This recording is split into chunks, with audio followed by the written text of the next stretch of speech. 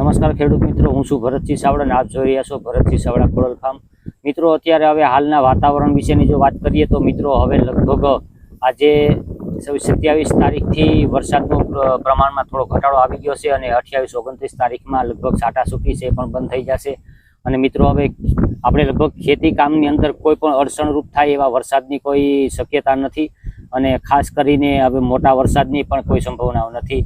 તો મિત્રો, જેથી કરીને આપણે ખેતી કામની અંદર જે કંઈ આપણે પાક કાપણી કરવાના હોય તે હવે પાકને સાચવવાની તૈયારી કરવી અને જેમ બને એમ વહેલી તકે સાચવવાની તૈયારી રાખવી.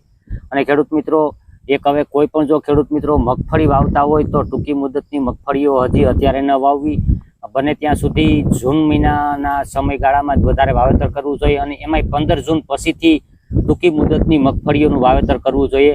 અત્યારેથી વાવેતર કરવામાં જે અત્યારે આપણે ઉનાળુ પાકની અંદર પરિસ્થિતિ આવી સાચવવા માટે તેવી જ પરિસ્થિતિ પણ આપણે ચોમાસું મગફળીમાં પણ થઈ શકે મિત્રો.